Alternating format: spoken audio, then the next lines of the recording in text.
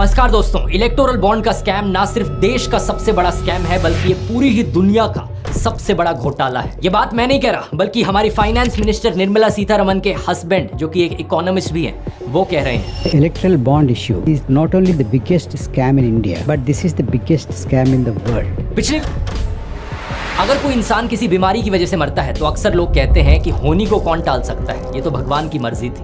लेकिन सोचकर देखो दोस्तों, अगर कोई इंसान खराब क्वालिटी दवाइयों की वजह से मरता है तो क्या आप इसे भगवान की मर्जी कहोगे? इमेजिन करके देखो, अगर सरकारी रेगुलेटर्स किसी कंपनी की खराब क्वालिटी की दवाइयों को इग्नोर कर देते हैं और उसकी वजह से लोग मारे जाते हैं, सुनकर लगेगा कि ये किसी डार्क पॉलिटिकल थ्रिलर फिल्म का प्लॉट हो, लेकिन अफसोस ये सच्चाई है दोस्तों। इस रिपोर्ट को देखो जिसे हेल्थ रिपोर्टर प्रियंका पुला ने लिखा था और इसे पब्लिश किया गया था लाइव मिंट में दिसंबर 2021 में। ये रिपोर्ट हमें 9 मई 2021 का एक किस्सा सुनाती है। देश में कोविड की सेकेंड वेव आई हुई थी। उत्तर प्रदेश के चिरंजीव हॉस्पिटल में काम करने वाले एनेस्थीसियोलॉजिस्ट जितेंद्र पाल को एक कॉल आती है नर्सिंग स्टाफ से। कॉल पर इन्हें बताया जाता है कि 2 पेशेंट्स में बड़े अजीबोगरीब सिम्टम्स देखने को मिल रहे हैं। बुखार के मारे वो कांप रहे हैं और अचानक से उनका ब्लड ऑक्सीजन लेवल बड़ी तेजी से नीचे गिर गया है। इन दोनों पेशेंट्स को एंटीवायरल दवाई रेमडेसिविर का पहला शॉट दिया गया था और ये रिएक्शन सिर्फ 1 घंटे के बाद उनमें देखने को मिला। कमाल की बात यह थी कि इकलौता इंसिडेंट नहीं था। कुछ ही दिन पहले जितेंद्र पाल ने देखा था सेम चीज हो रही थी लाइफलाइन हॉस्पिटल के 4 पेशेंट्स के साथ। इन्वेस्टिगेशन करी तो पता चला इन दोनों हॉस्पिटल्स में पेशेंट्स को सेम दवाई का बैच दिया गया था, बैच V100167।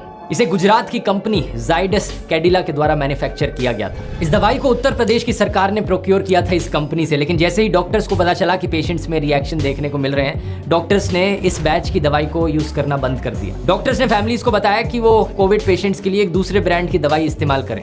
जितेंद्र पाल ने लाइव मिंट को बताया कि एक बार ही उन्होंने ये दवाई यूज करनी बंद करी तो पेशेंट की कंडीशंस इंप्रूव हो गई। लेकिन सिमिलर कहानियां उत्तर प्रदेश के कई सारे और हॉस्पिटल से भी आ रही थी। झांसी महारानी लक्ष्मीबाई मेडिकल कॉलेज, मेरठ का Lala Lajpat Rai memorial medical college और वाराणसी का आशीर्वाद एंड एपेक्स हॉस्पिटल।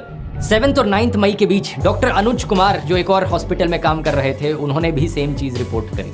5 पेशेंट्स जिन्होंने इस कंपनी की रेमडेसिविर खरीदी थी V100156 बैच की, उन्हें अचानक से फीवर हो गया और सांस लेने में प्रॉब्लम होने लगी। डॉक्टर अनुज कुमार ने बताया कि इवन दो कोविड के सिम्टम्स सिमिलर थे, लेकिन यहाँ पर यह बताना काफी आसान था कि दवाई की वजह से पेशेंट्स को प्रॉब्लम हो रही थी। कुछ ही दिनों बाद बाकी और स्टेट से भी ऐसी खबरें आने लगी। राजस्थान, महाराष्ट्र, गुजरात, बिहार, पेशेंट्स रेमडेसिविर लेने के बाद और बीमार पड़ जा रहे थे।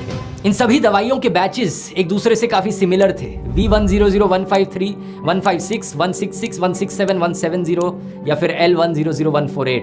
इन सभी केसेस में एक ही कंपनी ने इन दवाइयों को मैन्युफैक्चर किया था।